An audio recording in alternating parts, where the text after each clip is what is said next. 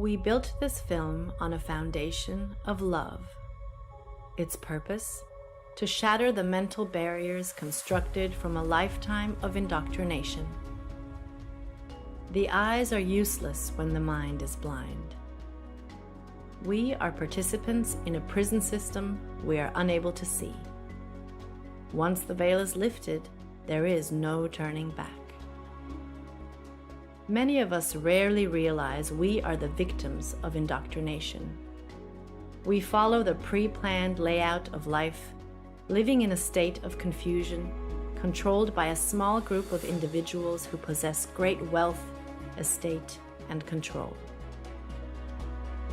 They monetarily benefit by keeping us blind to the true nature of the shape of the earth. Most are too busy to question what they are told or investigate the scientific theory about the physical world and its shape, wrongly taught in schools as fact.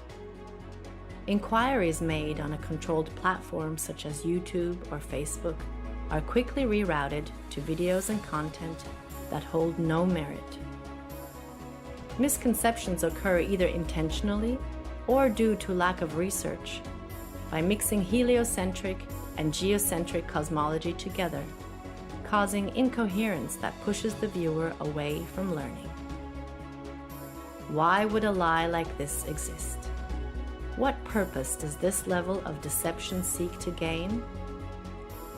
The hard, solid truth is that all the known space agencies and related industries have made untold amounts of money for many, many years, providing nothing but CGI, fisheye lens curvature, and Hollywood-style productions as proof. The following evidence should speak for itself through the testimonies of these professionals, pilots, and witnesses. To find yourself, think for yourself. The most courageous act is to think for yourself. Our greatest wish is for minds opened, questions answered, and the reign of freedom through truth revealed.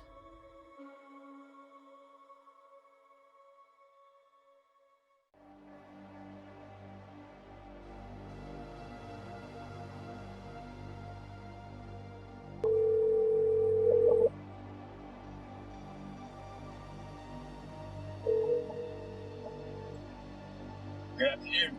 Hey John, how are you? Pretty good, sir. How's everything there? Everything's good, can't complain. It's kind of windy out. Looks like it's gonna rain. But anyhow, I've been getting hit with these, questions regarding the flat earth. Trying to get information out of me, and I'm not too familiar with the subject. Can you help me out? Yes, sir. Copy that. I'll give you a couple of relatively quick examples that you can also research and elaborate as well. Number one, I'm a pilot, and when I used to fly out of Long Island towards Nantucket, bottom line here is they're going to give you some type of formula for every 100 miles. They're going to give you some type of XYZ per kilometer squared. Keep it very, very simple. Every 100 miles would be approximately 1 mile. 1 mile is 5,280 feet. The actual number is 6666, which is of Luciferian origin, which really reveals who's behind all the conspiracy and cover-ups, for everything. But the bottom line here is a very simple formula is for every 100 miles, you have 5,280 feet, which is 1 mile of curvature. So 100 miles equals 1 mile of curvature. Now, if I'm going, let's say, hypothetically, from Long Island to Nantucket, that's about $1.50. It's about 150 miles. So it should be 1.5 miles. So let's just take a mile. So with aviation, you fly at certain altitudes, whether you're flying in a easterly, a northeasterly, to a southwesterly direction. So hypothetically, if I'm flying easterly at about 4,000 feet, which is an even number. If you add 5,000 feet of curvature, that would be around 9,480 feet, which does not exist. So the bottom line is pilots know every 100 miles that you travel, you would be dipping the nose down to compensate for 1 mile, which is 5,280 feet of curvature.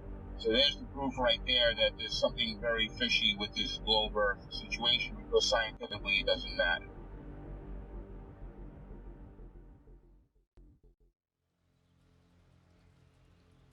My name is Joshua Silva. I am a licensed commercial pilot and flight instructor. I have had a lifelong love of aviation and aerospace, and when growing up I even fancied myself an amateur astronomer. I would drag my family and friends, anybody I could, to every air show I could possibly find in Northern California. I was the only kid you knew, or anybody knew, that knew the various components on aircraft, spacecraft by heart. I absolutely loved anything to do with flying or space. But my love of aviation and aerospace never stopped. I continued studying, had an entire library full of aviation books of various military and civilian aircraft, military history, every aviation campaign and theater in almost any war. I studied religiously, and it was just out of pure passion. Later in life, many years later, I decided to become a pilot. As strange as it may sound, it hadn't occurred to me to become a pilot up to that point.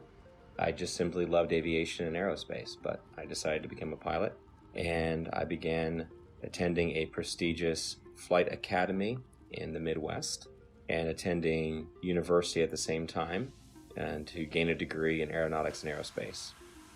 Shortly thereafter, I began flying twin turboprop aircraft out of Northern California for several nonprofit organizations, and years after that I found myself flight instructing for various small flight schools, both in California and in Arizona, and then on to large academies that trained for the airlines and even some military flights.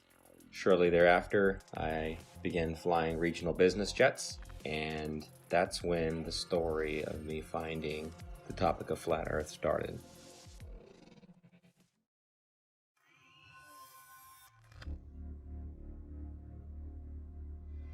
Hola, mi nombre es Héctor Requena.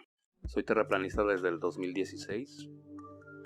Este tema lo descubrí accidentalmente, me agradó mucho y desde ahí lo empecé a investigar. Desde ahí me di cuenta de lo que está pasando en el mundo. Yo fui aviador, me gusta más la palabra aviador que piloto. Yo volé con mi papá desde niño, él era piloto de la Fuerza Aérea Mexicana. Un tema muy curioso que me pasó a mí fue el empezar a conocer cómo funciona el giroscopio.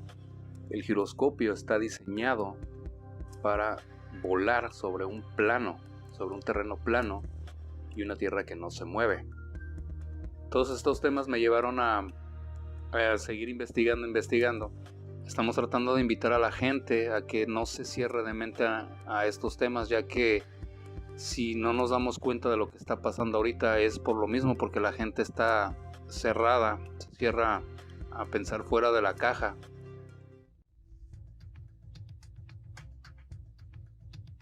Been a military brat all my life.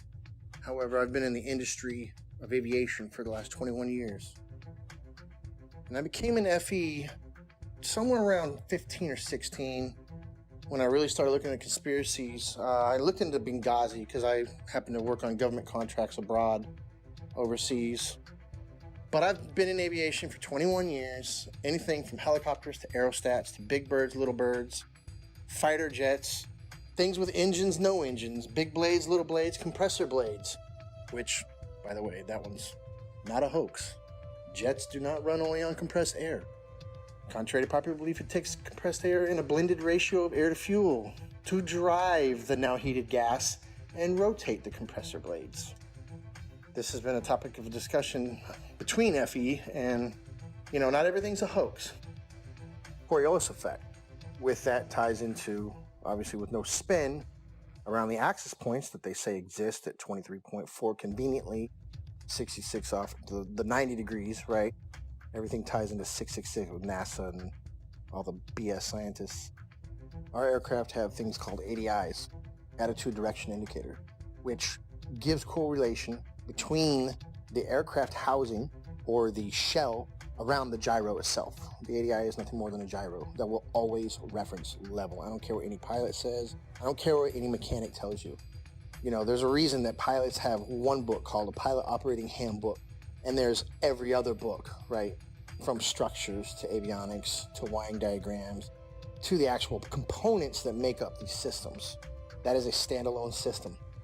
The ADI does not lie. You don't care how cold it is, how high you are, and some of these guys are pretty damn high. It doesn't matter where you're going. It doesn't matter where you've been. It doesn't matter where you are over the realm itself.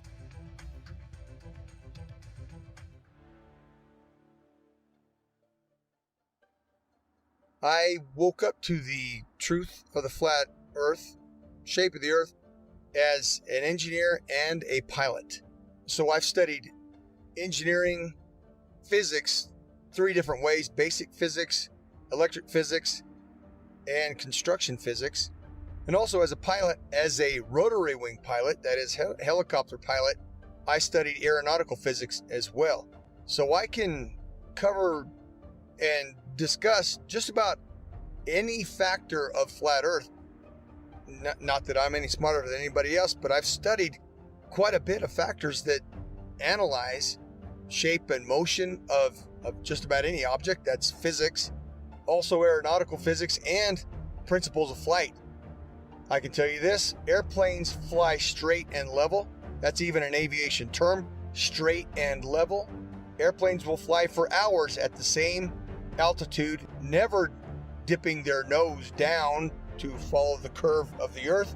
An aircraft on a 12-hour or even 18-hour flight from Portland, Oregon to Seoul, Korea, that would have that aircraft starting at one point and then flying so far around the earth that it's flying downwards with its nose vertically downwards, and then starting to go around the curve of the earth so that the airplane is now flying upside down. Would have to make that kind of a flight path on a globe, which is, it's such an absurdity. So that being said, I come into the true shape of the earth, the flat earth, as a skeptic, like most anyone else. I'll tell you my story. My buddy told me about this. He said, Rob, you need to learn about the ice ring. You need to learn that the earth doesn't move. This globe is garbage. And I laughed at him. I said, are you kidding me? I'm not even gonna look into that. And he said, that's fine. He said, that's fine. You don't have to look into flat earth. But until you do, he said, until you do look into flat earth, you will remain a slave of the matrix. And interestingly enough, at this point, this was more or less November, December 2015. I had already mentally resigned from the U.S. military for 3 years. I had already resigned because of Benghazi. I realized, and I saw for myself, I'd been working with U.S. as an Army officer, working for State Department for a good 10 years. And so what I did, I turned my physics awareness, I turned my studies into analysis of the shape of the earth.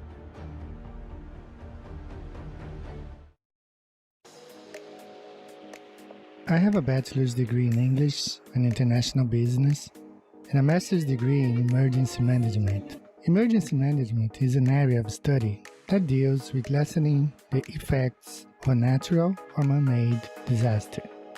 Areas I had to study related to emergency management were meteorology, geology, geography, hydrology, and oceanography.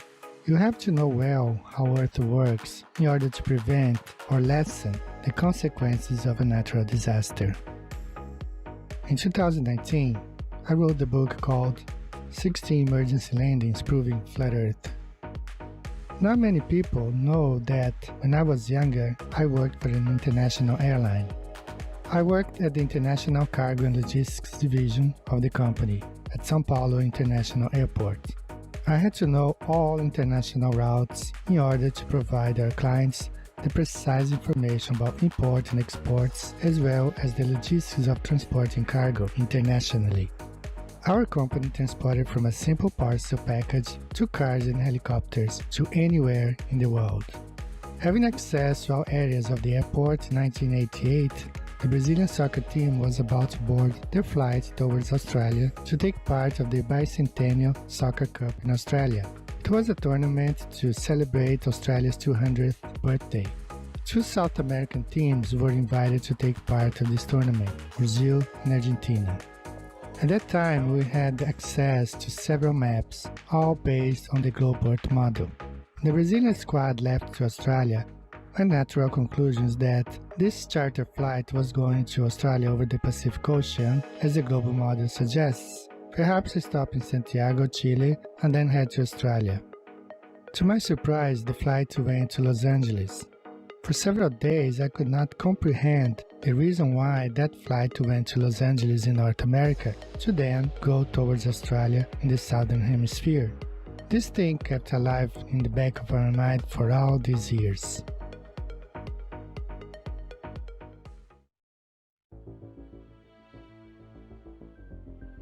I'm a merchant marine. I've been sailing 15 years.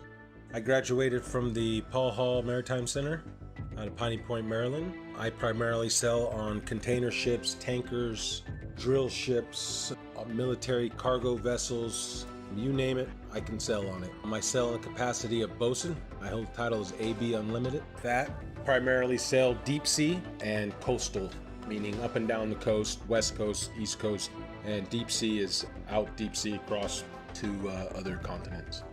What led me to the flat earth was actually my sister. We've always been into the conspiracies and the 9/11 and Sandy Hook and all that stuff. And one day she said, hey, you want to see a conspiracy, you should look into the flat earth. And I looked at her and laughed because I had seen the videos come up in the feed and they showed that disc thing in the space and I laughed at it and whatever. And she showed it to me and I laughed at her. And I went and pulled out my phone and I looked up a video. You can look it up. It's called Dragon Link FPV to Space. And what you'll see is basically an RC airplane that's been taken up about 80,000 feet, and they release it, and then the airplane comes down with power. And it has the Dragon Link system, which is capable of making control and video. Anyways, but they had a GoPro, so you see this curved globe. And you know, that said it for me. When I saw that, I was like, oh wow, look at that. So I brought that down to her, put it right in her face and said, look at that. And looking back, I remember her smile on it was like, you know, okay, she wasn't gonna argue with me. And she said, okay.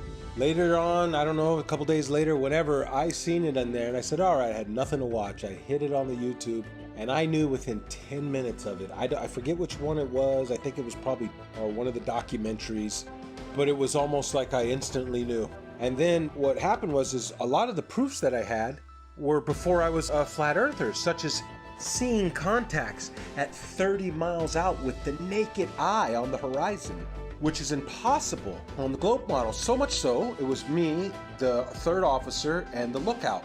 We were standing our watch, and I believe we were in the Mediterranean Sea. Look out, look and watch. I say, okay, we got a contact out there.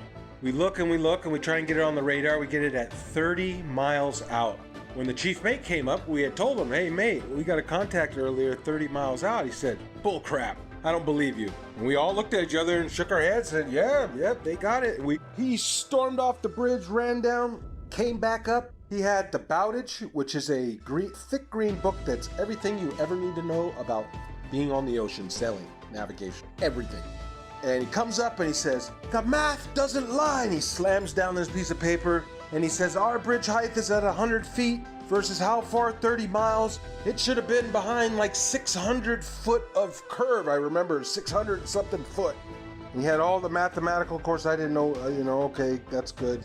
All right, he must know what he's talking about. But we're looking like, well, I don't know. We got it on the radar. Then the radar must not know what it's doing.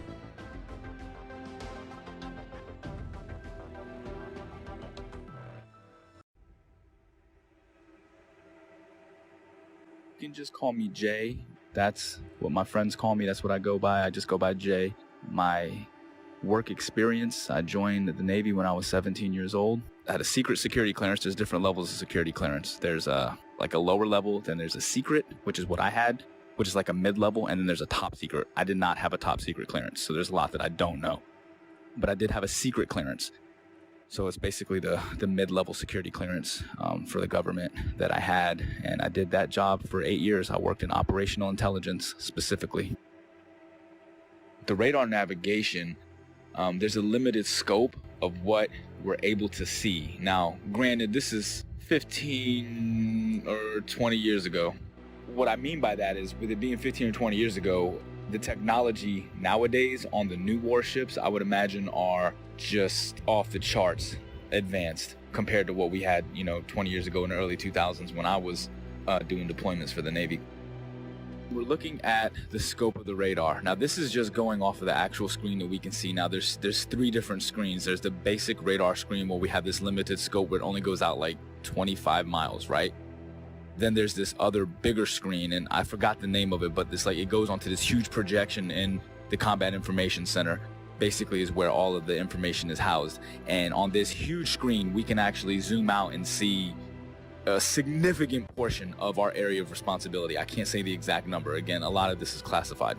Basically, when we zoom out onto this large projectile screen, it goes in and out, right? So the reason why we're able to zoom in and then pull back out is just for accuracy. So if we're looking at something that could just be like a buoy in the water, right? Just one of the little tiny buoys that the ships can use as kind of placements to track where they're going, that can be mistaken for an actual small watercraft. So we have to be able to differentiate between that and some of the ships that we're looking for, because some of the deployments we're out there looking for drug ships, we're looking for other types of ships, submarines, basically just to keep a track of everything. That's basically what the Navy and Coast Guard do. They want to make sure that they know what's going on in the seas, and that's kind of the way the United States Navy operates. They're basically dictating what happens in international waters.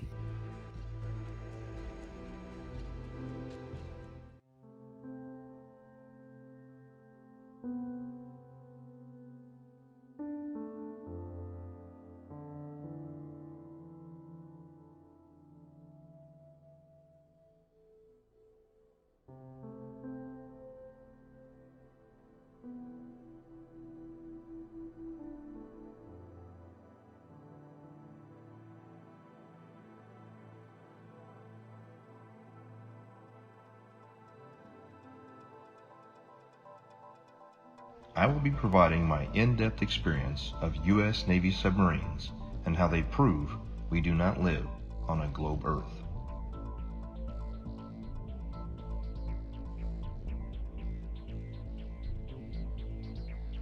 However, due to the nature of my job and the security clearance that I hold, I wish to remain anonymous.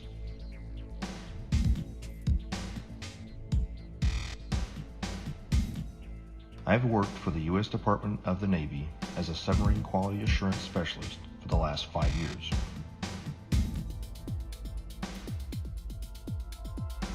My job is to ensure that each submarine is built properly, safely, and to the engineer's plan.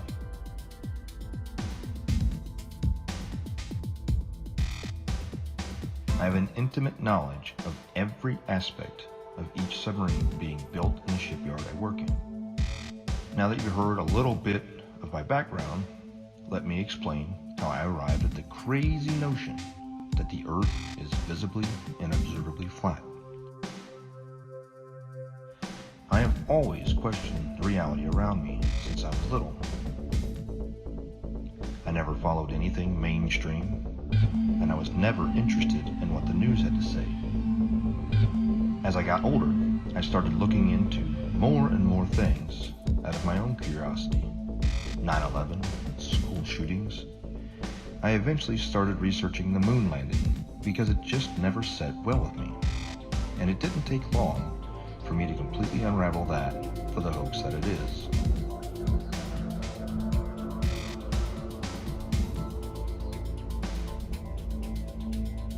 After that, I was starting to realize that we had been lied to on so many levels. What else could there possibly be? Then I saw a video about the flat Earth pop up on my YouTube recommendations.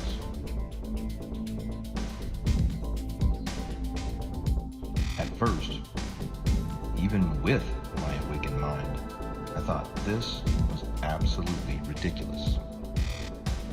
I decided that I'd look into it simply to disprove it and move on. It should be easy, right?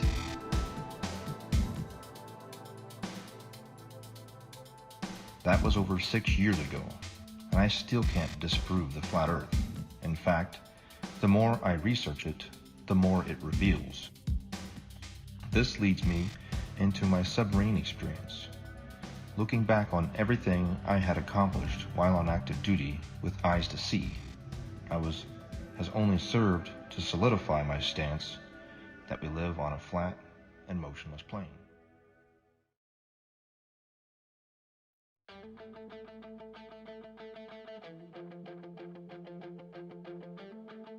The theory of more land being hidden on Earth as one of the possible motives to hide the fact that the Earth is not a spinning water ball corkscrewing through space is something that many flat earthers have postulated over the years.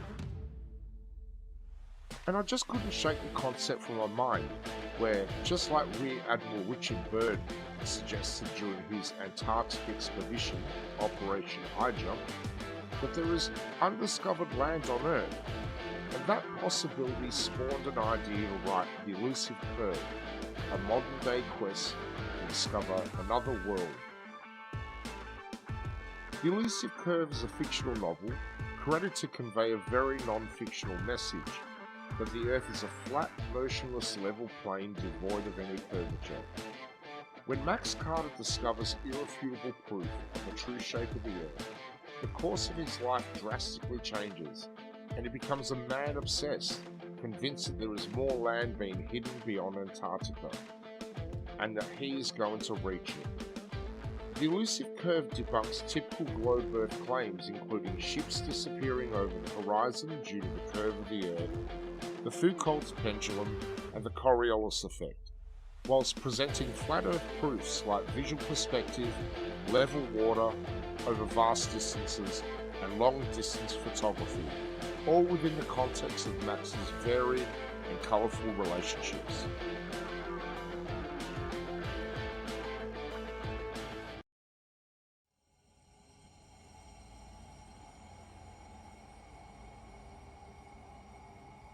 Also, there's a semi-classified naval communications device. When ships are communicating ship to ship on the ocean, U.S. Navy, semi-classified laser communication NAVCOM device, which also does data as well. So if they're communicating with ships 70 miles, 100 miles or more, like I said, every 100 miles is a mile of curvature. So it wouldn't work because lasers operate line of sight. They operate in a straight line. There's no curvature to the laser. So the bottom line here is the naval NAVCOM classified, semi-classified system that they use to communicate ship to ship, that operates on a laser, and if there was curvature, anything over, like I said, 100 miles is 5,280 feet of curvature, and the ship's diameter is nowhere near that, which you know.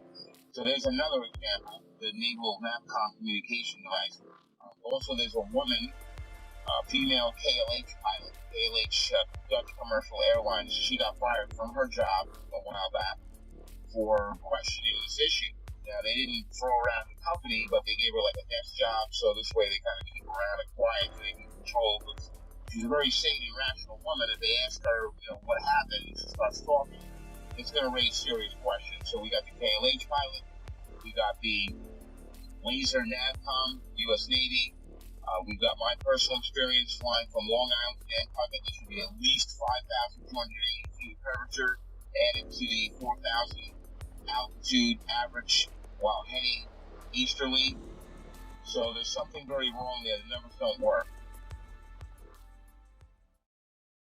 Could the Earth actually be flat? I began to see opinions and arguments that seemed logical, but I heard several arguments, which I now know were most likely disinformation, easily disprovable in the aviation world, but there were some that stuck with me. And so, myself being the way I am, I ran quickly, metaphorically, to my old textbook, and I opened my old textbooks, found them, unpacked them, cracked them all open, and even downloaded brand new copies in PDF form offline of all these books to make sure that nothing had been changed. I thought for certain that I knew exactly what compensation pilots are trained while flying to compensate for the spin or the rotation of the Earth, for instance. As far as falling around a globe, that I assumed in my mind would be an aircraft's angle of attack, but upon more study I found that not to be true. The angle of attack being the angle between the aircraft's flight path and the relative wind, which is something that pilots are very familiar with and it's the idea that an aircraft has to be slightly pitched up, essentially to stay airborne, or a surface of that aircraft has to be pitched slightly to create a difference in air pressure to hold the aircraft aloft. And that is assumed, or was assumed at that time by myself and other pilots, to be the compensation one would make for falling around a globe while flying, period. But upon further research, I found that this was not the case, and it was not even mentioned anywhere. This compensation was not mentioned anywhere I could find in any resource that I had gone to flight school with. And they were extensive. There were many, many books, especially as one progressed towards the commercial flying side, especially elective courses, especially if you're going to university as I was studying aerospace, that you would assume, and I had assumed, that this was calculated for. Again, as far as ADIs, in every aircraft, it references the level horizon or references sea level always.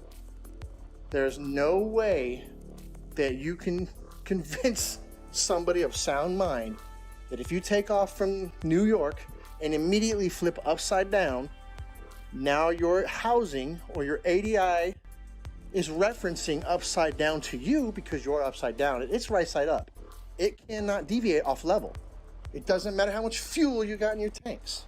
It doesn't matter if you're a helicopter or an aerostat or a fighter jet.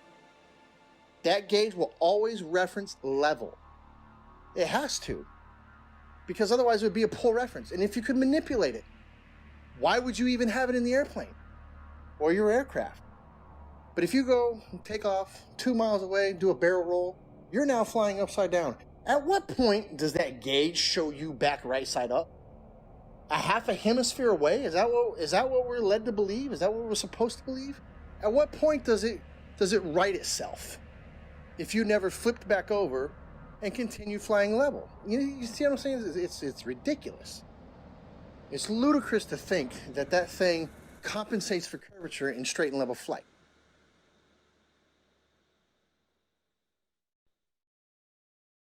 The big one that is oftentimes quoted is compensation for Coriolis effect while flying. And this is something I'd even taught my students about, and it's always assumed to be correct. We just assume.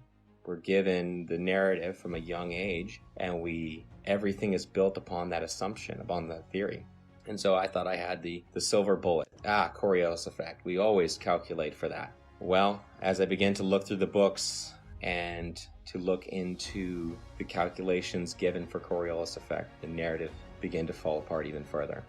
I began to see things I didn't notice when I was in school, such as Coriolis effect is actually never calculated for, but is assumed to be a part of wind correction angle. Wind correction angle is one of the many calculations pilots of all kinds make while flying to correct against winds in whatever volume or section of air they're flying through, which it could be from any direction, and you're flying through it, so you have to compensate a certain angle into that wind to hold a straight line. Interesting side note, I worked on aerostats for several years, and I always ask people who try to bring up gravity, well, how come my 4,000 pound, 74,000 cubic foot aerostat isn't getting pushed towards the ground? It weighs more than you do, which you believe gravity is pushing you down, right? Because these are some dense ass people. But how come the aerostat's not getting driven into the ground? It weighs more. It's definitely larger than the size of a house. It's more than size of most houses. So why isn't it getting driven to the ground? Well, that's because it's displacing less weight than the atmosphere or the medium that it's in. And I try explaining that. I don't know how many times you've probably posted something on this. I don't know how many times we're going to have to post something on this. But every time that little kid lets go of that helium balloon and starts crying. Radar is simply another form of radio transmission. Radio includes anything within the range of the electromagnetic spectrum. Electromagnetic spectrum, also known as light. Radio is the transmission of light, whether it's visible light or radio waves which are not visible. When it comes to radio transmissions, there must be a transmitter and a receiver. There can be a reflector or a transmittal unit along the way. However, in the end, there's got to be at least transmitter and a receiver. And in the case of radar, radar transmits a signal and it bounces off a reflector, and then it comes back to the receiving station. Or it can go to other stations if they're set up in the network properly.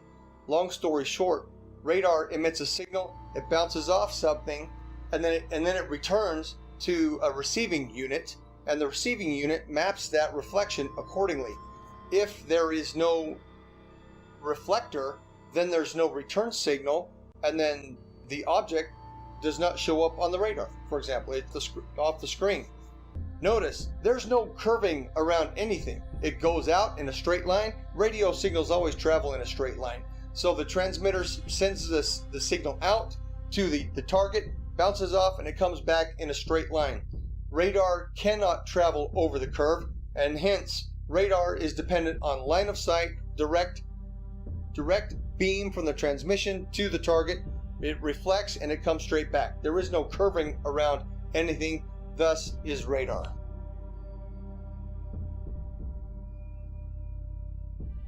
Also radar. Radar works in straight lines. The radar is incapable of curving around a curve, picking up and bouncing back the reflection of what it's picking up. So if you can imagine a ship on the other side of the curve, we'll say 30 miles, 40 miles out, it sends out the radar beam.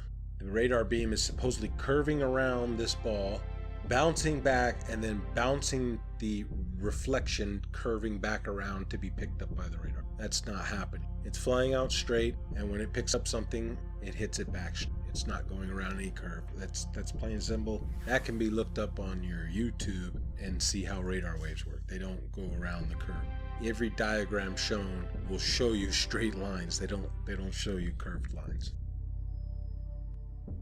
As we zoom out to look at the larger scope of things, once we verify that, we're able to zoom out over a large distance. Now, over this screen, at the time, I was like 18 or 19 years old, all right, when I was doing this job.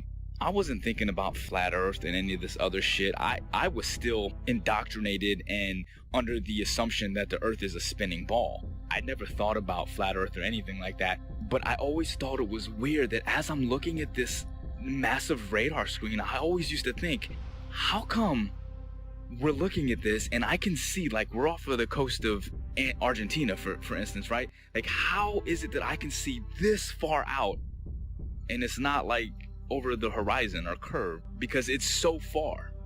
Like I said, we use a lot of these other link signals, and they're called links. They go by different names. I can't say the code names. Some of them I forgot. Some of them are, again, this is classified information.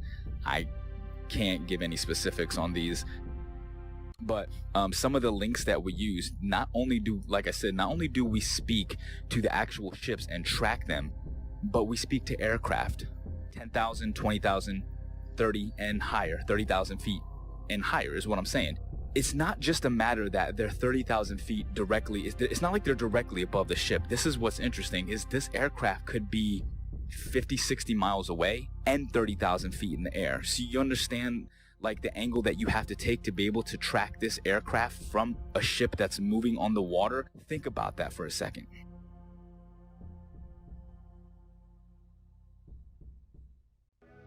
I served on board of a United States 688I fast attack nuclear submarine, and I can personally attest that we never constantly angled down during our submarine deployments. One of our longest transits went from the Gulf of Oman around the southern tip of Africa and back to Connecticut. We were underwater for almost 3 months straight.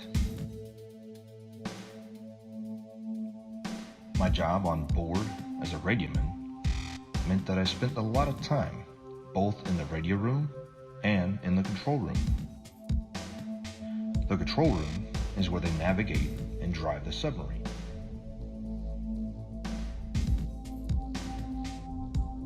I never once, in my 5 years active duty, heard the officer of the deck or the diving officer give the order to consistently change the angle of the submarine to compensate for the curvature of the Earth.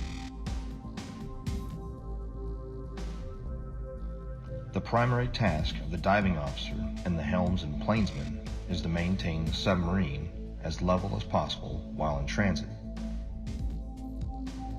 If the Earth had any measurable curvature, I am certain we would not have been able to make this incredibly long transit without accounting for it.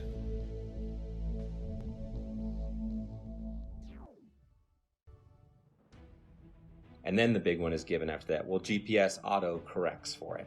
And that sent me down yet another path. GPS auto corrects for it. If it's a satellite-based system, how is it correcting for spin if it's also spinning over the same body? And why are there large gaps in GPS coverage over large oceanic bodies? Do they just turn them off? It's just not worthwhile? There have been enough aviation accidents at sea, very far from shore, that would say otherwise. And if you gave the American taxpayers, the ones funding these satellites that are supposed to track aircraft, the information that, well, we're just shutting them off because it's not worthwhile, those 3 or 4 jets full of hundreds of passengers just have to use other navigation methods such as dead reckoning, which is basically using a stopwatch and guessing to the next checkpoint, essentially. If you were to tell them that, they would be infuriated. So that could not be the case. Coverage was a problem. Even over large and non-densely populated areas, you would lose GPS coverage, even in jets at times. So this began to unravel the thread of satellites and satellite timing, and the fact that many reels of footage show these satellites being launched by balloon rather than by rockets. How the concept of these rockets doesn't even work to make it past the atmosphere, much less leave something in perfect geosynchronous orbit. I actually had the privilege of working a short time at a satellite manufacturing company in Northern California. Got to see the assembly and participate in the assembly of satellites, space-based satellites, or so they were said. There would be small bottles encased in these structures that were encased by another structure. The small bottles were the fuel cells. These fuel cells were incredibly small, smaller than a diver's tank in most cases, much smaller. And this was supposed to be all the fuel that the craft needed to run and operate, as most are not actually electric, they're becoming electric now, and sustain itself in a perfect orbit by just small bursts from its engine or its propulsion system. But truth be told, I've been to many countries, done many things, all things aviation. I can say with absolute certainty, and I can attest, the plane does not dip nose down to follow the curvature of the Earth, ever. Matter of fact, most planes have an airfoil that are 3 degrees nose up in straight and level flight. And the reason that is simple. If the nose of the aircraft was at 0 degrees or level flying through the air, then it would porpoise, right? It would be quite violent because some of the air would go over the nose and some of the air would go under the nose. And it would cause that nose to go up and down, which is literally like a porpoise or a dolphin out of water. And that's exactly what would happen. So the wings are designed, when they are level, the nose is 3 degrees nose up. The fact, proven from multiple points, that there is no Coriolis to the motion of the Earth. And I'm speaking from a pilot's perspective, also an engineer's perspective, because I obtained a degree as an engineer before I went to flight school. So I'm both a pilot and engineer at once. So, number one, there is no rotation of the Earth, proven by the fact that a helicopter pilot can hover the aircraft indefinitely, motionless, above a single point of the Earth. If the Earth were spinning, as soon as that aircraft left the ground, the Earth would spin out from under it. Now, somebody may say that the air of the atmosphere rotates along with the Earth, which is one of the most absurd concepts imaginable, because if that were the case, then all wind would travel with the Earth. There would be no alternating wind currents when we know that the jet streams fly overhead, clouds move in multiple directions overhead, and a kite flying over the stationary Earth. The fact that a kite flies because of wind passing through, that proves that the Earth does not. That proves that the air does not move in unison with the Earth. Number two, airstrips do not rotate away from a landing aircraft. Anybody who's seen a pilot's view when an aircraft lands, well, the aircraft lands to a motionless airstrip. If the Earth were rotating, the pilot would have to turn to the angle at which the airstrip is rotating away and land at the speed of the airstrip, which is absurd, simply absurd. Airstrips do not rotate away from the aircraft, and on an east to west landing strip, if the aircraft is landing to the west, the airstrips do not land moving towards the airplane. That's insanity. Okay, simply stated. If the Earth was a spinning ball, it is virtually impossible for a ship to be moving at 25 to 30 knots on this curved spinning ball while tracking an aircraft that's probably going 300 miles per hour, 50 to 100 miles away. Really, I mean, these like P3 aircrafts were pretty far and 20,000 feet in the air. It's just virtually impossible. It doesn't make sense. Again, at the time, I wasn't thinking like this, but looking back on the information that I had, I'm like, yeah, there's no way. There's no way that was done on a curved Earth. Literally, the only way that could work is if we are on a flat, stationary plane. We're cruising along. The boat is cruising along in the water. Like, think about it in terms of like a large, like, you know, like those backyard swimming pools. Picture the swimming pool filled up, right? And then your ship, you put a little boat on the swimming pool, and then, you know, you put like a little fake aircraft in the air. Now, from that ship, you're able to see the aircraft. It doesn't matter where you are in that pool, you can track that aircraft. If you're on a spinning ball curve, how the hell can you track an aircraft that could be in a position that's 100 to 200 miles away from you, 30,000 feet in the air from a different angle that's around a curve? It's impossible. There's no way that you could, there's no radio frequency that could track that. I'd like to point out that I see now that I didn't see before is that you have a magnetic compass and you have a gyro on any ship. And I'm not talking about your little crabberman show fishing boat, what are they, deadliest cat. I'm talking about a real deep sea going, unlimited tonnage boat. It's going to have a gyro. And it is a big, huge box that sits usually behind the bridge or in the chart room. It's a big box and it's basically the gyro compass. Now, if you had two models, I guess, wouldn't you have to have one making the corrections? Because it almost never matches the magnetic almost never matches the gyro. It's very rare that we're steering the same course. And they say it's due to deviation and variation is where you know, like the metals of the ship causes it to differ. And then you have the variation of the magnetic fields over the earth is, I guess they change, you know, true north and magnetic north. But the way I look at it is, man, they got two different machines. One is a machine and one is from God. The way to get around the earth. God's not a dummy. He put the way to get around the earth with the compasses. If back in the day they had motorized vessels that can get them around, they would probably have got around a lot better. But they were at the mercy of the wind. People like, oh, they didn't know their way, or, you know, they were using the stars and stuff, and they, you know. So I just believe that the two compasses, the gyro compass that's electronic, and then our regular compass is because they are switching the ways, you know, the maps. There's two different ways to get around the earth. They're tricking us. Here is another flat earth proof that I never noticed while I was on active duty, thanks to years of indoctrination. Periscope observations. When the submarine is at periscope depth and the observer is looking for ships on the horizon, they will start to see masts at about 8 to 9 miles, depending on atmospheric occlusion and sea state.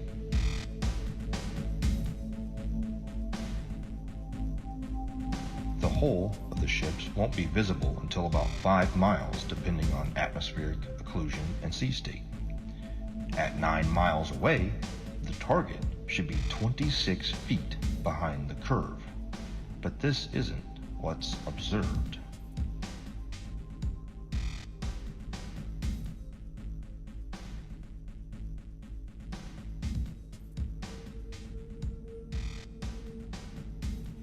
My final flat earth point on submarines is with regard to the AN/WSN TAC-7 ring laser gyro that is used on board of U.S. Navy submarines.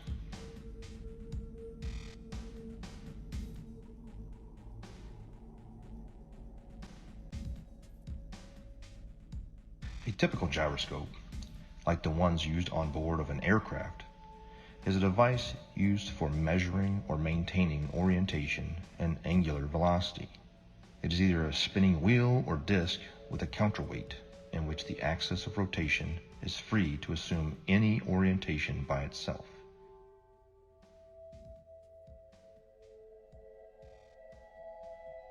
When rotating, the orientation of this axis is unaffected by tilting or rotation of the mounting, according to the conservation of angular momentum. However, A ring laser gyro doesn't have any established weight. They use light as a point of reference. It spins up a disc that shoots out lasers, and it has a digital encoder that deciphers where the laser strikes inside of the gimbal system. No make-believe gravity required. Let's just say we're like 30 miles away. These missiles can shoot much further than that. I can't give you the exact number, but say we're 30 miles away, okay? 30 miles is far. So from our ship, we can track on our little, we have like a missile projectile. It's like a radar, but it's a little bit different. It's specifically designed to track the missiles. You and actually input the coordinates, latitude and longitude of where you want the missile to strike. Really, really high precision accuracy. I mean, really accurate. We hit that launch and the missile, and it will hit that target 30 miles away, even longer than that. Now, here's the thing. Again, that's not possible on a curved Earth. These missiles are huge, 50 caliber projectiles that are carrying massive amounts of explosives in them, okay? Each one of these missiles are probably worth hundreds of thousands of dollars. So whenever you're lining up these missiles to shoot at targets that are 30 plus miles away, if the Earth is spinning. Again, now think about this. We're not sitting like on land holding a gun, all right? So picture this. We're on a ship, like actually in the middle of the water, okay? And the missile is shooting off of the bow of the ship. So if the world is a spinning ball and we're on this curved Earth with water and we're spinning 600 miles per hour through infinite space, I'm pretty sure that it would be physically like it wouldn't even make any kind of sense on a physics type level to be able to shoot a missile from a spot in the water on a spinning ball to pinpoint accurately hit another spot. And at night, we were going on one ship, on a military ship, and this is with night vision goggles, 50 miles, and these guys were on the bow. They were not even on the bridge where you'd be 100 foot up. They were on the bow, which is barely probably 40 feet off the water's edge. So these guys, and they have the latest state-of-the-art. This was in 2015. 2015, they had state-of-the-art, what do they call them, night vision goggles. So these things are capable of seeing that far if we live on a plane. You can't deny it. It was so obvious, but not to everyone else. I guess the programming's harder than other people, so they don't want to hear it. But over the years, I have learned the model. I know the model like the back of my hand. I can show proofs. I have ammo now. So when I go out there and I tell somebody, hey, that's impossible, and I'm talking to a third mate or a second mate who's an officer who went to college, meaning they paid for their education. Because when you pay for your education and you're making a handsome salary on it, you can't be wrong. How could I be wrong? I'm making a salary, they're paying me, I paid for this career, everything's working great in my life. You are obviously wrong. All the math works. So with that, it's hard. But when you stump them and you start showing them stuff, it's hard for them to say. And then they start saying stuff like, oh, well, what does it matter anyways? I don't care. And there is the 8 inches per mile squared. But you guys can't look at it three-dimensionally. It is two-dimensional. It is the amount of deviation that's required for you to come back inward if you are walking east from north, meaning you are going around north equidistantly, and you walked in a straight line east 1 mile, you're going to have to deviate 8 inches back to the left to get back on the equator, right? Look at it on the flat earth map, and clearly it makes sense. If you walked 1 mile in a straight line east, you have to deviate 8 inches after each mile to stay on the equator. The 8 inches per mile squared is a real measurement, if in fact we consider the equator to be a real place, a real location, ever, always.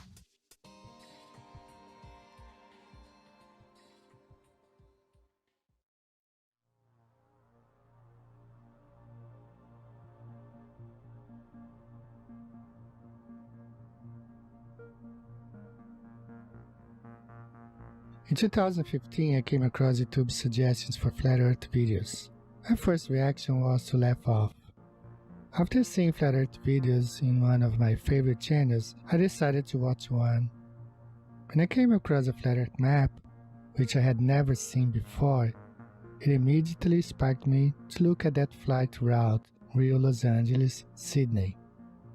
And I could then understand why the Brazilian soccer team went to Los Angeles and then to Australia for the tournament. The Earth is flat, no doubt about it. The following weeks and days were followed by more research and disbelief. I had been a NASA fanboy my whole life, paying 2 visits to NASA's Johnson Space Center in Huntsville, Alabama, besides spending so much money in science and science fiction related documentaries, movies, merchandise, etc. What a waste of time. I also tell mates about they lay down and we use all our charting is done on flat maps, straight lines. They never draw a curved line. Every line is straight. Straight lines, everywhere we go on a flat map. And I try to point it out to them. And what they tell me is, Mr. Marcator has put all that in there for you. It's all equated in there for you. You don't have to worry about it. All the curvature calculations for it and everything's figured right into the map. So the straight lines and everything are actually bending somehow. I don't know. So these are just the proofs that I see. Along with, you can see the corpuscular rays are much betterly observed out at sea because you can, it's nothing, it's like a desert. And so you can see the sun like a flashlight just shining down in a cone everywhere. If there's a little bit of the clouds are right, it looks like a cone. And I point it out all the time to these guys. And I get them thinking, but you know, the programming goes hard on people. And if you're not ready to wake up, well, you're not ready to wake up. You'll just have 1 foot in, 1 foot out. You'll be back in the illusion before you know it. The narrative began to fall apart. I would continue studying and finding that what I fear to be true is reality. That we have been lied to about just about everything. Upon researching military history and then military training and speaking with military gunners in both the Army and the Marine Corps that I know personally, I would ask them about Coriolis effect. And it was always assumed that, yeah, we compensate for the Earth being, you know, a curve, that it would drop. We calculate for the Earth curvature. But even upon asking and having them look into their materials further and my own personal study, again, it found to be an assumed truth with no actual basis in reality. That they would calculate bullet fall based upon angular velocity, drop, friction, amongst other things. And curvature was supposed to be just corrected along with it, just like flying, wind correction angle corrected for Coriolis effect. I've done many of them personally. I've flown more than 1,070 hours in both helicopters and airplanes, and I will tell you factually that aircraft meet their checkpoints, they take off, they meet their checkpoints, and they land exactly as planned on a flat stationary map. No pilot, I say again, no pilot has ever accommodated for the rotation of the Earth when planning flights and takeoff to checkpoints along the way, and then landing. Pilots can plan so well that they can take off and land hundreds of miles away down to within 30 seconds of their planning because the Earth simply does not rotate.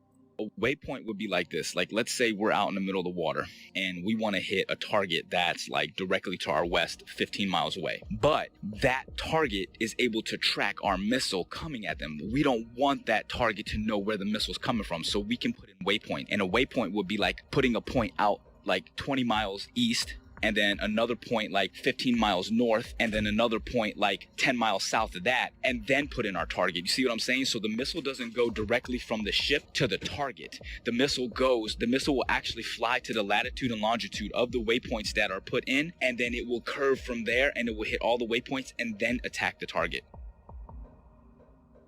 How is that possible on a spinning Earth? If the Earth is moving at 600 something miles per hour or whatever they say it is, there's no way that missile could stay.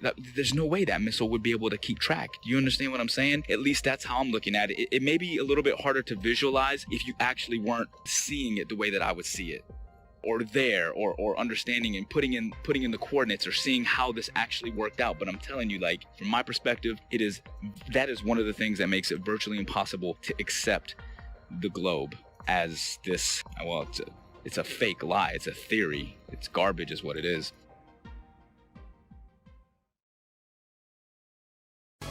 So y'all think the Earth is think it's spinning through outer space, and I tend to believe in little green aliens. Well, actually, the earth is flat, here I'll give you facts. All the math, science and all of that, whatever you need to believe. Come on, can't you see that a submarine couldn't use a periscope, nor a plane use a gyroscope? But Huey doesn't adjust for the Coriolis, or sniper looking down the scope. This is all hard to take in and hard to cope, but I hope that I've given enough rope to explore the rabbit hole that our earth is not a ball and it's not spinning through outer space. If someone wants to prove me wrong, please give me a name and we can debate it all day, anytime, man, with real test measurements and evidence. Stop lying to world's nations, we have real science to back our observations. Don't believe in the indoctrination of the people, cause they don't want you to believe that the earth is level. Don't believe in the indoctrination of the people, cause they don't want you to believe that the earth is level. Dig deeper, be a rebel, then dig deeper than a shovel. Keep your mind level, it's lighten the curve and lighten the herd. Give the truth what it deserves, tell about what we actually observe. Like a boat going out of sight, if you get your zoom and focus right, it'll come back into light. Just use a laser beam and you will see that water never bends but always finds a flat resting position. 71% water can't make up a ball or a pair, so let me make this clear and get it into your ear. You're in great fear of stepping out of the box. They're keeping food stamps in our socks. They are the slyest of the fox, in a controlled illusion of evolution. That's nothing made everything, and no proof of creation in this pseudoscience indoctrination. No meaningful salvation, but let's believe in gravity with no proof of how it picks and chooses what can rise and what can fall on this crazy thing we call a spinning ball. Don't believe the indoctrination of the people, they don't want you to believe the earth is level. Don't believe the indoctrination of the people, they don't want you to believe the earth is level.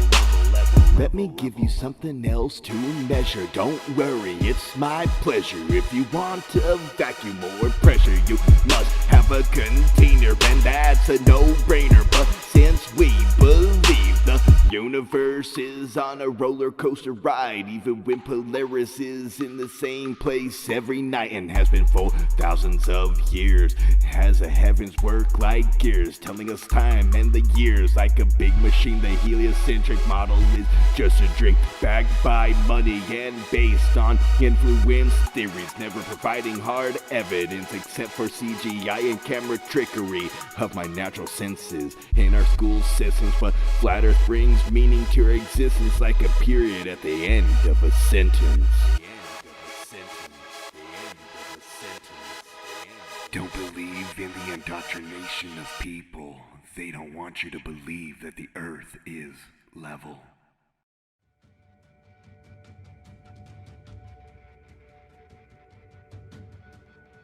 When it comes to a deception this big, it's hard to dismiss. And for the people that say, I don't see how this would affect me either way, you don't know. It's like telling me about Argentina when you've never been there.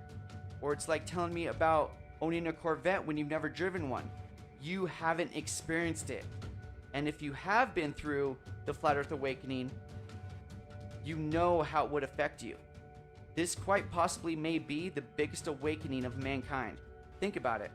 If you believe in this mass fallacy, you've been robbed of some senses and you don't even realize it. You don't trust your sense of touch or feel. You don't trust your sense of sight. You've been told the earth wobbles, spins, and orbits, but you don't feel a thing. You've been told that sunsets can't exist on a flat and stationary plane, but you don't understand the vanishing point of the law of perspective? After it's possible to understand and decode a mass deception, it becomes a lot easier to understand other lies. It opens your eyes and raises your discernment.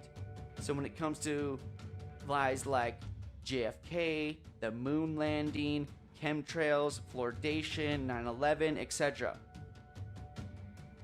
this is one of the most important factors of life I've ever been awakened up to.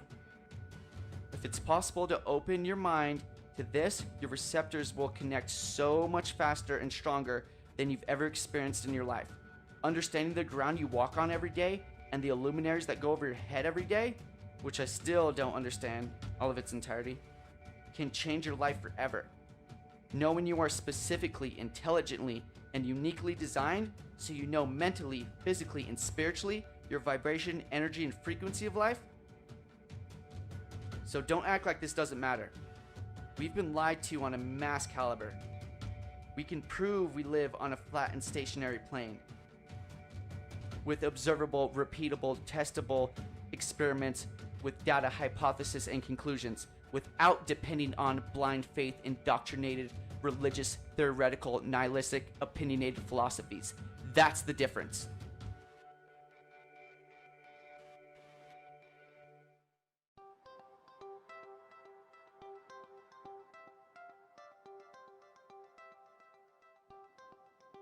Is it possible that almost everything that we were taught from the time of our innocent adolescent time as children to the completion of our chosen path of studies in college was not only incorrect, but was part of an educational doctrine of spiritual disconnectedness from what truth is and what our reality in the world that we occupy today?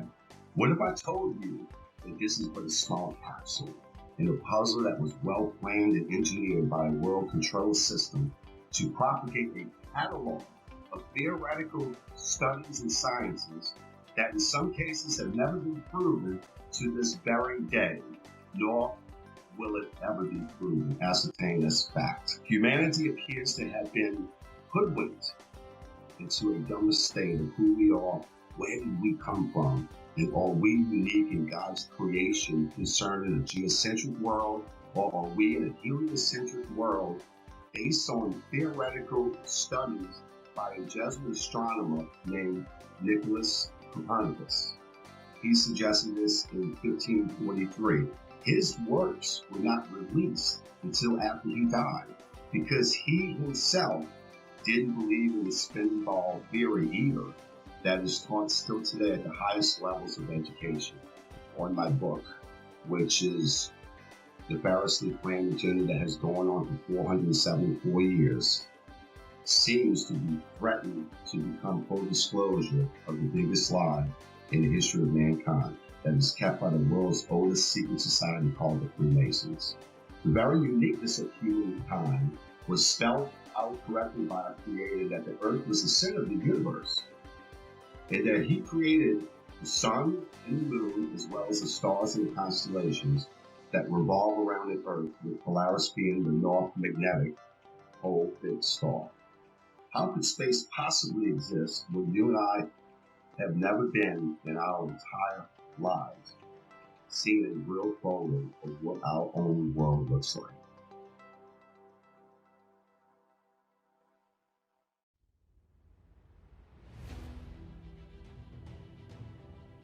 Max must constantly deal with the stigma and ridicule of being the crazy flat earther from friends and family, and bombardment of typical questions like, why would they lie? How could so many people keep such a big secret? And what does the shape of the earth even matter anyway? The elusive curve presents all the main arguments for a flat earth and solid arguments against a spinning ball earth in a fun and realistic story format, recommended for all flat earthers and curious-minded people alike.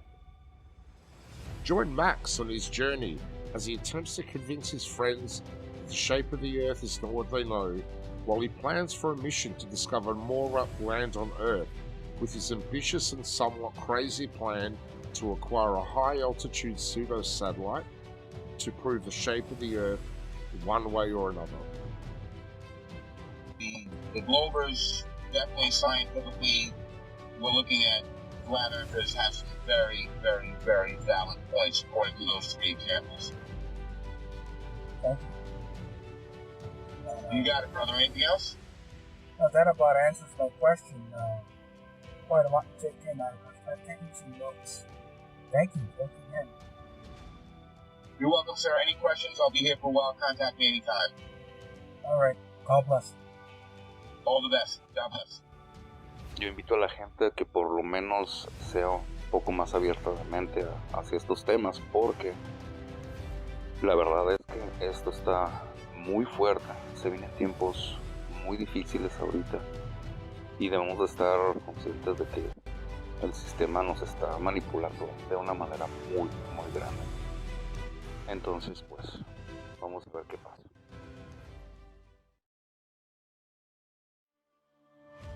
So that began my journey down the flat earth. And since that point, I've only found more and more voices, more and more educated people, educators, professionals who are beginning to shed light on this subject in ways that I can only begin to imagine. But I'll never forget the day that I realized my plane wasn't falling around a globe, that I could look out the cockpit window, 185 degrees plus field of vision at 40,000 feet, and not see one iota of drop, but nothing but a flat, beautiful, motionless plane. The assumed calculations that we made that were compensating for Earth rotation were just a part of a calculation based upon wind speed and the angle we had to hold in order to fly against that wind and go in a straight line to our destination. It's one of the most freeing truths I've ever experienced, because in some small way, the idea that these other conspiracy theories and things we've been lied to about are true. But this biggest one is the biggest truth of all. We've been lied to about everything. It means we can start over. We can start again. At this time, at this point in our history, we are uniquely positioned to make that change. And if I can make one statement to the people out there, it's simply this. That's it. That it's level. You cannot fall off the edge of an in-ground pool. It is level. Where you put your feet in the water in France, it's the same height that you're going to put your feet in New Jersey and Brazil. Do some research. This is not the only thing out there that needs to be researched, unlearned and relearned. The Department of Education, founded by Rockefeller in 1908, did a good job of proving that the mode of ignorance that he calls his education board, you are the proof it's working. The mode of ignorance widens every day. It gets bigger and bigger every day because people keep believing what they spit out. Unlearn. Thinking outside the box. The box is the cap that you got at graduation. So understand that for the first 18 years of your life, you didn't learn the truth about anything. You were simply told, and you got a reward for repeating it. Now it's time to think for yourself. It's time to do research and do your own testing. Be your own white coat. Knowing the earth is flat has placed me in sync with our Creator, His creation, our hidden past, and with the future we hope to build. A future where we should not have an organization called United Nations governing the world. And there is no globe, there should be no globalization. This is my message to all of you. Peace.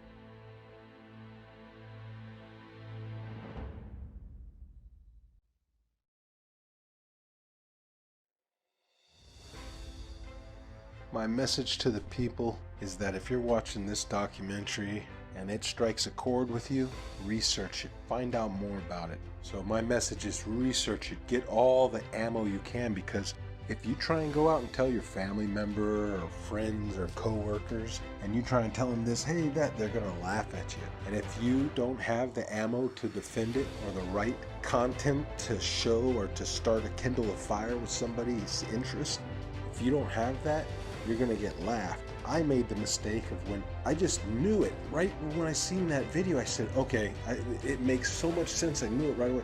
I went and tried to tell everybody before I knew. I just blurted out little proofs. Airplanes don't dip their nose, the water lies, and they'd hit me with some of that science stuff, that pseudoscience, and I couldn't defend it, and I would look like a fool. And then when I had the knowledge, it's harder to defend it because they've already don't take me serious. But now I've gained such a knowledge on it and such what you would call ammo that I can defend it in a way that you're going to get one of these reactions. Well, what does it matter if it's round or flat? My life doesn't change, doesn't matter, either way. That's how you know that you're striking a chord. Their ego doesn't have any anywhere else to go. So from there you can work on them. But like I said, learn the model, learn to defend the flat earth model before you tell your coworkers, loved ones, or anybody, for that matter, that you don't know, because people you think that you know well are going to look at you like you're crazy. And unfortunately, that's due to the programming, and everybody believes one thing, so how dare you believe another? You got to fall in line.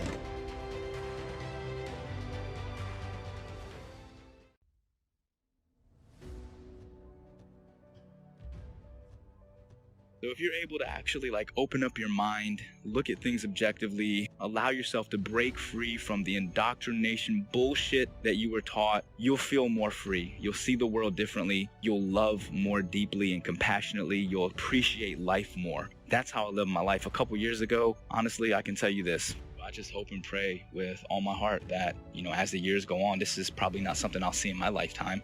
But, as my children grow older and my children's children, as the generations go on, the truth will start to emerge. And it is starting. I mean, it's incredible, that so many people are starting to really awaken. But, 10, 20, 50, 100 years from now, hopefully we can break free of the chains of indoctrination and really see the world for what it is and actually appreciate it and love the world and love each other. And I think if we all understood that there is a creator, people would be less inclined to be so abusive toward each other and the earth. So that's my big message for the people. Just think for yourself.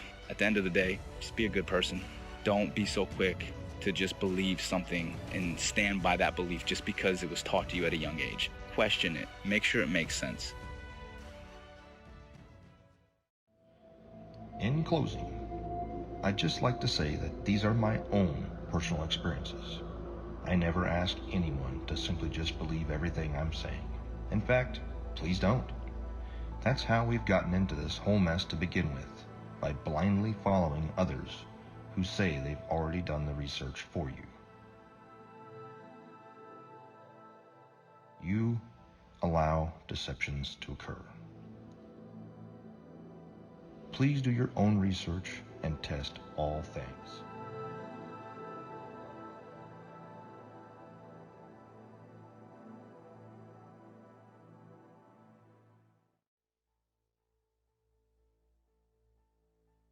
All space agencies are part of the cover-up because they are also Freemasons. It is my consensus that space is fake. And NASA was set up this deception and even admit that images of Earth are composites and computer-generated images. Since 1958, NASA has literally force-fed us to and continue their trickery, sorcery, wizardry, and being only God of oneself, yet cannot get high enough altitude to provide humanity with one single photo of what the very shape of our world is. I believe strongly in the very senses that God gave all of us. And instinctively, our senses are 99% correct. And my book will help those awakening sheep remove the dark shades from this massive deception. And for those who are unwilling or unable to think past their noses, then those sheep will remain asleep. My book is part of the Great Awakening from pseudoscience that has put man living in a Newtonian world of Einstein physics, ruled by Frankenstein logic. Game is over. Consciousness shift of stupidity because of poisonous indoctrination to separate your soul and reality from truth and knowledge. But hold tight, folks. A real awakening is happening all over the world.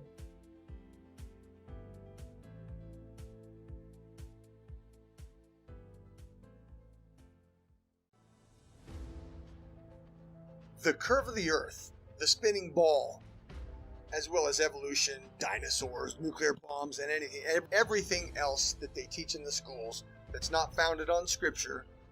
Number one, it's mathematical, geometric, geospatial, geophysical, and in all other respects, the spinning ball Earth is a scientific absurdity, provable by observation and measurement, and repeatable science experiments. The spinning ball Earth does not exist. There is no curve to the Earth. There is no Coriolis. There is no such thing as a spinning ball Earth.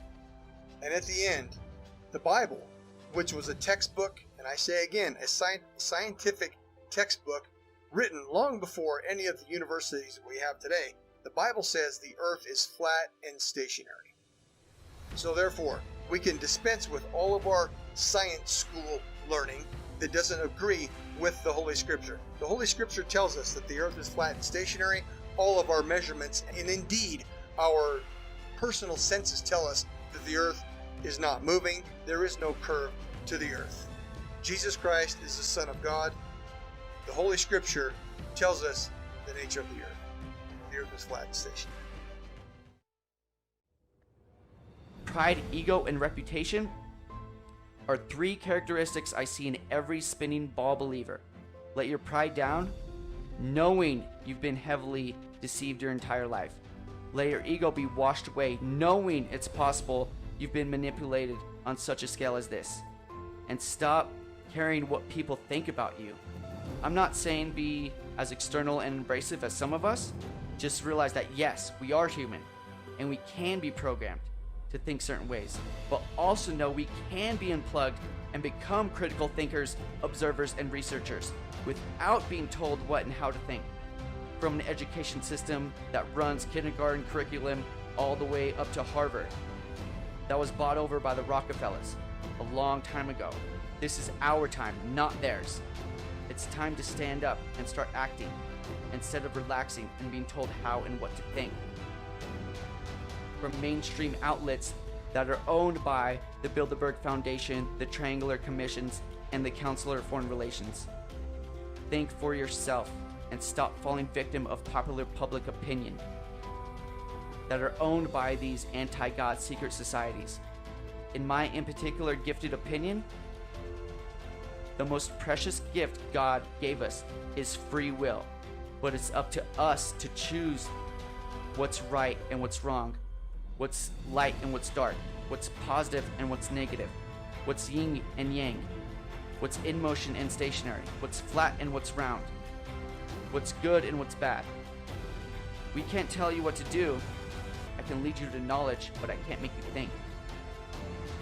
It's your choice to take the blue pill and go back to sleep, or to take the red pill and stay awake the rest of your life, knowing you are chosen. Because many are called, but few are chosen. And I promise you, once you go flat, you do not go back. They couldn't stop this movement if they tried, because truth prevails. Rest in peace, the globe.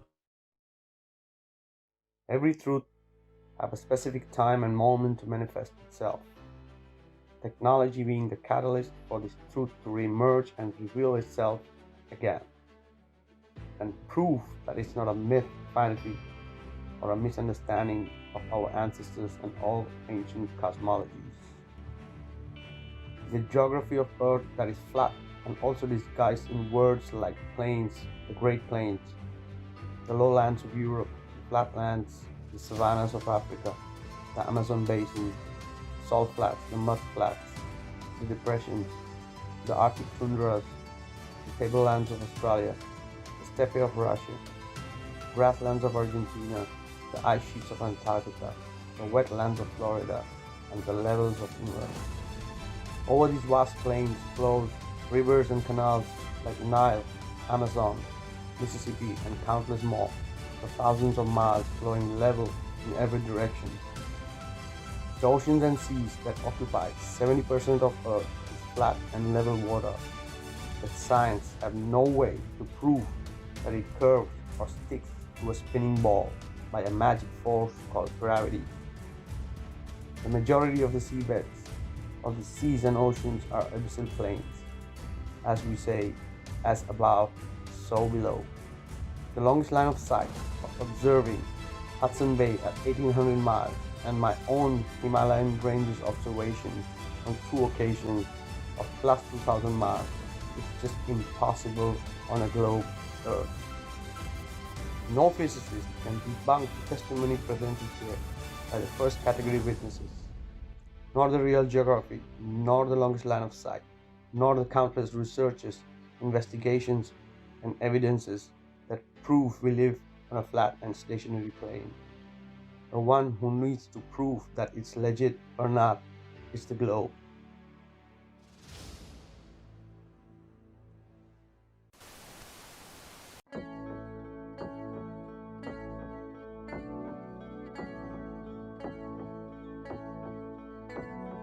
Wonderful, magical, celestial light, fantastical, mystical, wonderful sight. Belgian Swiss physicist Auguste Piccard, 1931, first to reach for the stars, was the first to explore the air view stratospherius, a scientist curious to see what was there.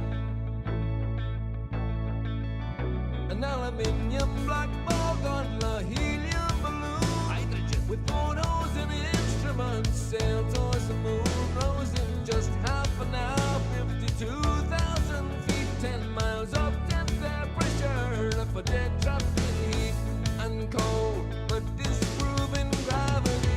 Wonderful, mystical, beautiful sight, flat line separation of black from blue light, a world run by false make-believers, hiding in shadows, stealing our light. Magical, mystical, fluorescent light, wonderful, magical, awesome, yes, stealing our light. Wonderful, let there be light, supernatural, eternal, benevolent. Up we go, higher than rainbows, higher than mountains, above cumulonimbus, higher than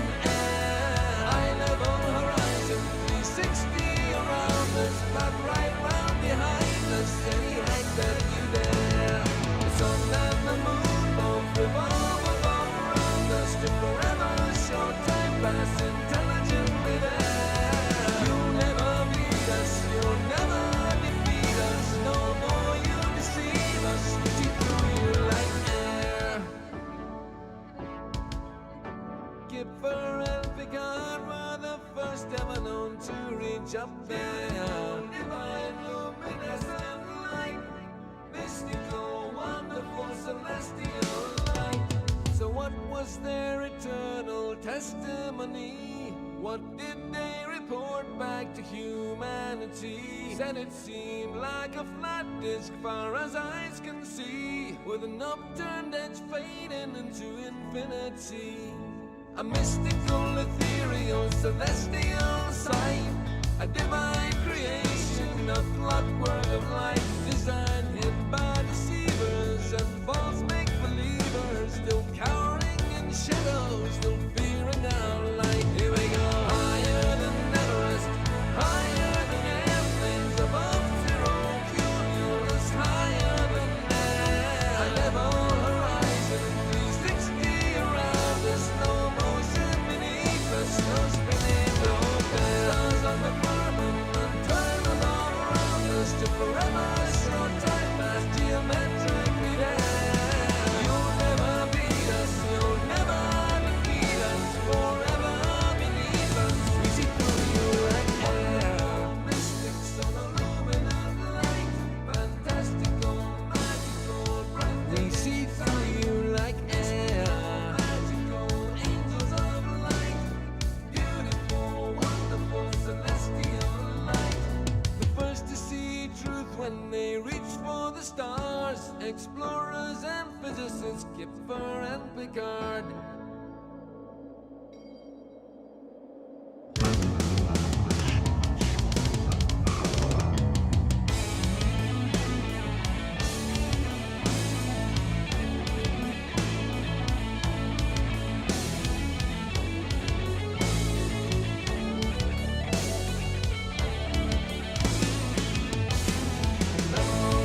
Motionless, proven we are.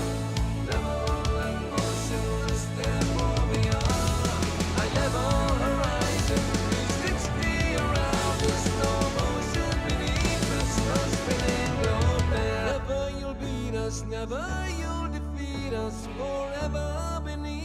us, we see through you like air.